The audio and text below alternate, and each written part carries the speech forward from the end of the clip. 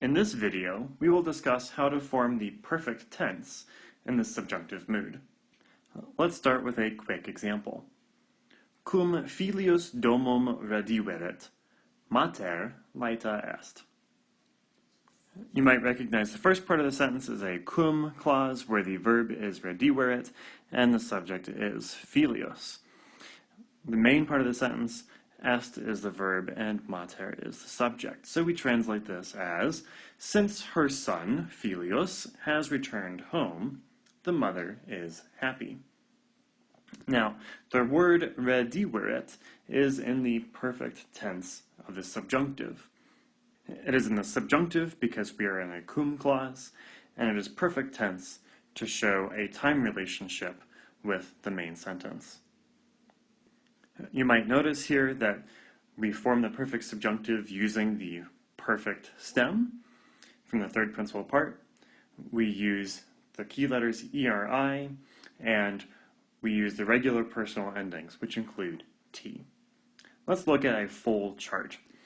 We'll start with the verb amo, amare, amavi, amatum.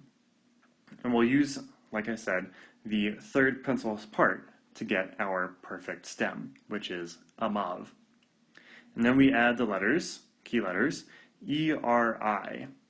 And then to this, we will just add our standard personal endings.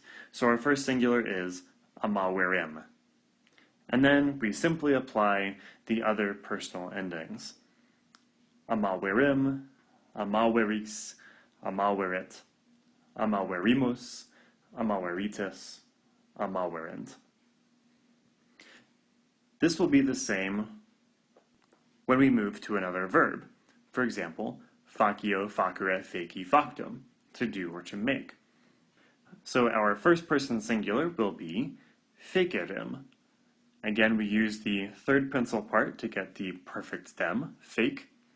Then we use the letters ERI to indicate the perfect active subjunctive, and then we use a personal ending, M.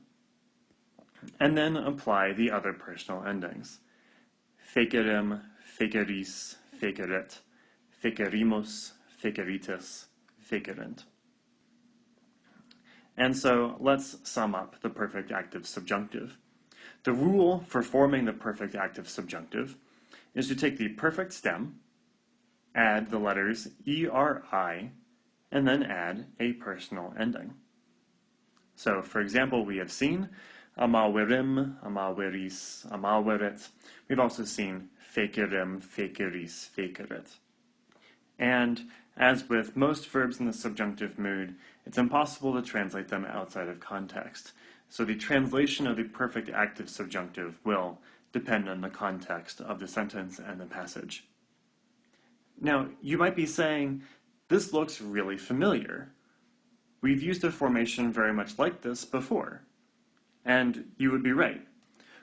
We've seen something very similar in the future perfect active indicative.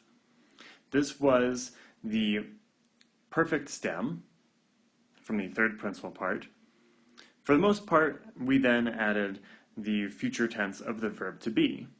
Ero, eris, erit, eremos, eritis, erunt. The one change was in the third person plural, amawerint instead of amawerunt.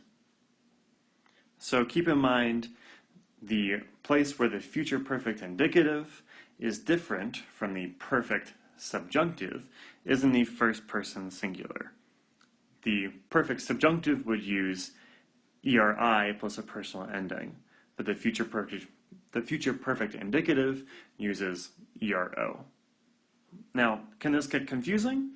Yeah, sometimes. But you'll need to use the context to tell you which one makes more sense. So let's go back to that example from the beginning.